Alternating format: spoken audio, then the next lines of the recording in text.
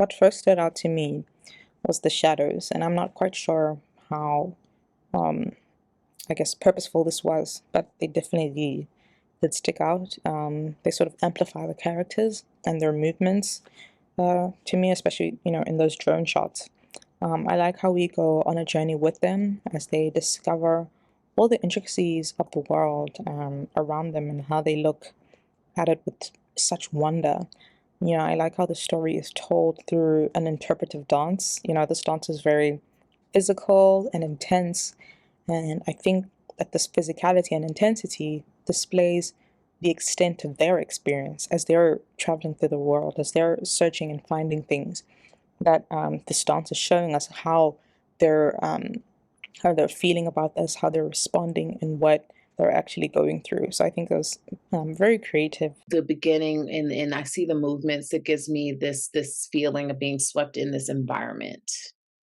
Like, immediately when they're coming out of the tent, um, it almost feels like it's this abandoned island, and their movements feels like they're being, like, swept up in the wind a little bit, like, and then at some point, it feels like they're exploring, and it's because they interact with their environment in all these unique ways.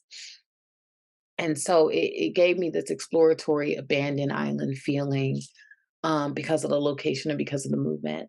And then the ending was such unexpected because you have this feeling of community with this family dinner, this coming together, such a very vastly different environment that we've been used to looking at this piece in the beginning. The fact that they all have a matching top really brings them together and creates this sort of bond just from the visual eye. We get to see them walking in the foliage in nature, to then them exploring and having a moment on the pier. The small bit was really cute and fun and kind of filled with this childlike presence.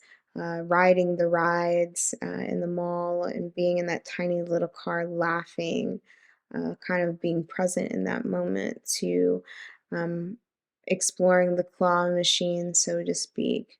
We get moments of them dancing both solo and together, and while they're together, it's sort of an exploration on the body. We see them in the homes, we see them out in public. It's a nice visual for us to see them come into play. This almost felt like an entire day being passed with a group of friends. I definitely didn't expect the breakaway in the middle, where they were at a mall and all that. It was definitely different. It really did. It felt like them starting out in the morning and then moving throughout their day, and then at night sitting down for dinner. And where it was seamless like that, where it felt like no time had passed at all, but an entire day had passed. And the cinematography in this was gorgeous. The unexpected moments within the break of the dance was also different. It was something that was definitely unexpected, but was pleasant to watch because you never knew what was coming next. The music itself was very enjoyable to listen to.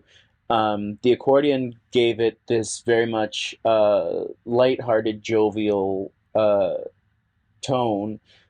And then a lot of the body movement and the choreography, the best way I can describe it is it very much felt like it felt like a dance version of slapstick comedy, which made it very enjoyable. The whole vibe felt like it was about having fun, which I definitely felt like it's emanated off the screen into me. I really like the performances and the choreography. Especially, what I really enjoyed is these people. These dancers. They start dancing in the woods, in the forest, and then they keep moving and moving as they dance without ever stopping. I think it was pretty nice and interesting idea, and overall the performances were great along with the direction cinematography.